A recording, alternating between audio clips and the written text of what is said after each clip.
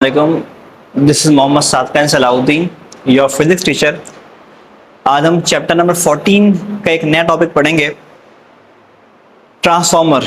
Long में ये सवाल बहुत अहम है, तो इसकी तैयारी आप लोग बहुत अच्छे से करनी है। तो स्टार्ट करते हैं बच्चों। ट्रांसफॉर्मर सबसे पहले पढ़ेंगे, ट्रांसफॉर्मर होता क्या है। ठीक है, नाम आप लोगों ने आमतौर पर सुने हुए हैं, स्टेबलाइजर, पीएमटी, ये सारे ट्रांसफॉर्मर्स हैं। ठीक है, इनका काम क्या होता है? इनका काम होता है वोल्टेज को एक खास वैल्यू पे मेंटेन रखना। जैसे एग्जांपल, अगर आपके घर में वोल्टेज कम आ रहा है तो वो जो ट्रांसफॉर्मर है, स्टेबलाइजर है, वो क्या करेगा? कम वोल्टेज को बढ़ाकर 220 पे लेके चला जाएगा। अगर वोल्टेज ज्यादा आ रहा है तो उसको कम करके 220 पे कन्वर्ट कर देगा। तो इसका काम ये है, बेसिकली ट्रांसफॉर्मर जो है ये करता ही है कि एक खास वैल्यू, डिजायर वैल्यू पे वोल्टेज को क्या करता है? मेंटेन करता है। तो लिखा है बच्चों, ये एक इलेक्ट्रोमैग्नेटिक डिवाइस है, क्योंकि मैग्नेटिक फील्ड के ऊपर कंसिस्ट कर रही है। तो ये एक इलेक्ट्रोमैग्नेटिक डिवाइस है जो क्या करता है? वोल्टेज को डिजायर वैल्यू के ऊपर क्या करता है? मेंटेन करता है। अब किस प्रिंसिपल के ऊपर ये वर्क कर रहा है बच्चों?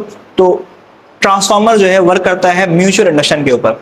म्यूचुअल इंडक्शन क्या होता है कि आप प्राइमरी कॉइल का करंट चेंज कर रहे हो और सेकेंडरी कॉइल में ईएमएफ इंड्यूस हो जा रहा है, इसको आप क्या बोलते हैं? Mutual induction.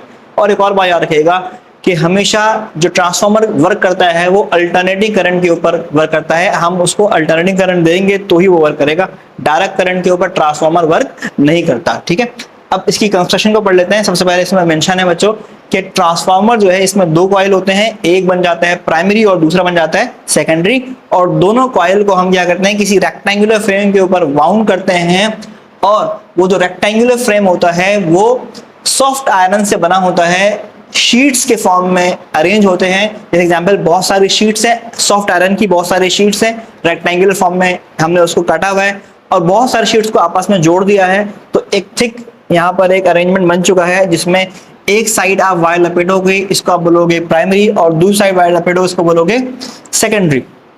ये दोनों कॉइल आपस में अलग अलग हैं, डायरेक्ट इनका कोई कांटेक्ट नहीं है इलेक्ट्रिकली, लेकिन इनका ताल्लुक जो है वो मैग्नेटिकली है। मींस प्राइमरी कॉइल की अगर फील्ड चेंज हो रही है तो सारी की सारी प्राइमरी कॉइल की चेंजिंग फील्ड वो सेकेंडरी कॉइल को मिल जाएगी। तो इस सॉफ्ट आयरन को जो है ये काम करता है कि प्राइमरी कॉइल के सारे changing magnetic field secondary coil को दे देता है। ठीक है, अच्छा, यहां तक आपको समझ आ गई। लेकिन एक और बात देखिए कि दोनों शीट्स पे आप वायर जो लपेट रहे हो ना, वो इंसुलेट कर रहे हो। मींस कोई पेपर लपेट रहे हो, पहले इस सॉफ्ट आयरन के ऊपर पहले कोई पेपर लपेटोगे और फिर वायर लपेटोगे। तो आप क्या कर रहे हो? इन वायर्स को इस शीट से क्या कर रहे हो? इंसुलेट कर रहे हो। ठीक है, तो बच्चों सबसे पहले एक बात समझ लीजिए, प्राइमरी कॉइल जो है इसमें कितने बार वायर लपेटा गया इसको आप बोलते हो एनपी टर्न्स।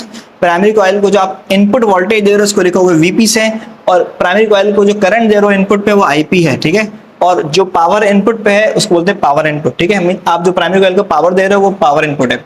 अब सेकेंडरी कॉइल की बात करते हैं, तो सेकेंडरी कॉइल में नंबर ऑफ टर्न्स को हम शो करेंगे एनएस से। सेकेंडरी कॉइल का जो ईएमएफ आ रहा है उसको बोलते हैं हम वीएस। सेकेंडरी कॉइल का जो करंट है बच्चों उसको लिखते हैं आईएस। और सेकेंडरी कॉइल्स में जो हमें पावर मिल रही है उसको बोलते हैं पावर आउटपुट। ठीक है, अब वर्किंग क्या है इसका? ट्रांसफॉर्मर क्या कैसे वर्क कर रहा है? ठीक है, क्या होता है, आप प्राइमरी कॉइल में अल्टरनेटिंग करंट देते हो, जो इसका नाम होता है चेंजिंग करंट। तो चेंजिंग करंट जब प्राइमरी कॉइल से पास होता है तो वो क्या करता है? चेंजिंग करंट, जब अल्टरनेटिंग करंट प्राइमरी कॉइल से पास होता है तो चेंजिंग मैग्नेटिक फील्ड डेवलप होती है। वो सारी चेंजिंग मैग्नेटिक फील्ड किसको मिल जाती है? सेकेंडरी कॉइल को मिल जाती है। तो सेकेंडरी कॉइल को जब चेंजिंग मैग्नेटिक फील्ड मिलेगी तो सेकेंडरी कॉइल का फ्लक्स चेंज हो जाएगा और सेकेंडरी कॉइल में ईएमएफ क्या हो जाएगा? इंड्यूस हो जाएगा। ये बात लिखी हुई है कि जब चेंजिंग करंट प्राइमरी कॉइल से पास होती है तो क्या करवाती है? सेकेंडरी कॉइल में ईएमएफ को इंड्यूस करवा देती है। और आप क्या कर रहे हो? सप्लाई करवा रहे हो कितना वोल्टेज बच्चों? वोल्टेज वीपी आप लोग सप्लाई कर रहे हो। ठीक है, और प्राइमरी कॉइल का कितना नंबर टर्न्स है? एनपी टर्न्स है। ठीक है, और वो क्या कर रहा है? फ्लक्स को चेंज करवा दे रहा है। मींस हम लोग क्या कर रहे हैं? हम लोग प्राइमरी कॉइल को अल्टरनेटिंग वोल्टेज सप्लाई दे रहे हैं और प्राइमरी कॉइल में एनपी टर्न्स है। ठीक है, तो उसने क्या किया?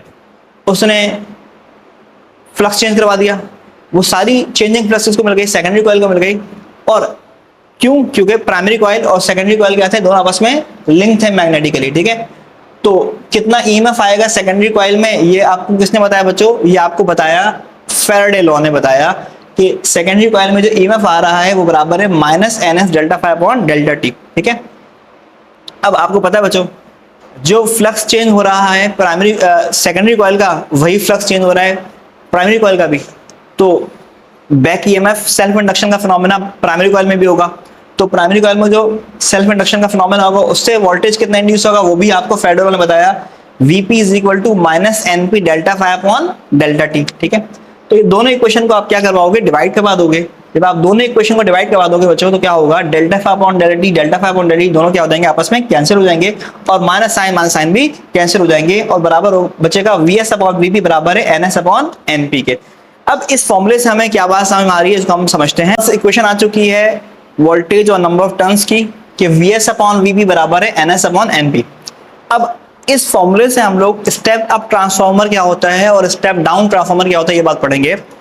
अगर लेट सपोज बच्चों, अगर हमें चाहिए सेकेंडरी कॉइल में ज्यादा वोल्टेज, ठीक है, प्राइमरी कॉइल के मुकाबले में हमें सेकेंडरी कॉइल में ज्यादा वोल्टेज चाहिए, तो मींस ट्रांसफार्मर क्या कर रहा है, वोल्टेज को बढ़ा के दे रहा है हमें, इसको हम कहते हैं स्टेप अप ट्रांसफार्मर। ये कैसे हम फाइंड कर सकते हैं बच्चों कि ट्रांसफार्मर जो है वो बढ़ा के वोल्टेज दे, तो आपके पास ये रिलेशन मौजूद है बच्चों कि सेकेंडरी कॉइल का वोल्टेज हम चाहते हैं ज्यादा हो, तो उसके लिए करना क्या पड़ेगा, सेकेंडरी कॉइल के नंबर ऑफ टर्न्स को भी क्या करना होगा, ज्यादा करना होगा, क्योंकि दोनों क्या है, डायरेक्ट रिलेशन में आ रहा है।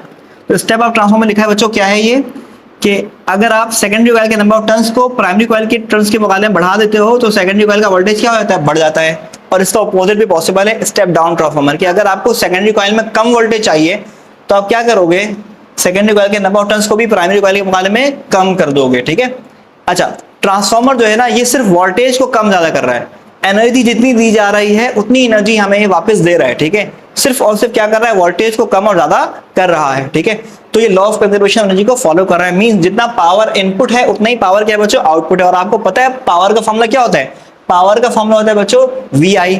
इनपुट की बात करेंगे तो हम प्राइमरी लिख देंगे VP और IP, और आउटपुट किससे मिलता है हम लोगों को, आउटपुट हम लोगों को मिलता है सेकेंडरी कॉइल से, तो ये हो जाएगा VS और IS।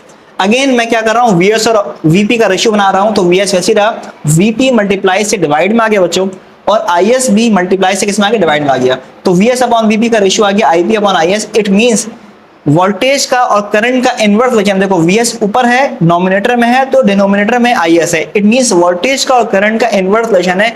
इट मींस क्या हो रहा है कि स्टेप अप ट्रांसफार्मर में ट्रांसफार्मर वोल्टेज को बढ़ा तो रहा है, इट मींस वो क्या कर रहा है, करंट को कम कर दे रहा है। और स्टेप डाउन ट्रांसफार्मर में ट्रांसफार्मर कर क्या रहा है, वोल्टेज को कम कर रहा है, इट मींस करंट को क्या कर दे रहा है, बढ़ा दे रहा है। तो होप्स आपको बात समझ आ गई होगी कि ट्रांसफार्मर वोल्टेज जो बढ़ाएगा तो करंट को कम कर देगा, और अगर वोल्टेज को कम करेगा तो करंट को बढ़ा देगा। ठीक है, तो ये टॉपिक था हमारा ट्रांसफार्मर का, इंपॉर्टेंट टॉपिक है, इसकी तैयारी आप लोगों ने लाजमी कर लेनी।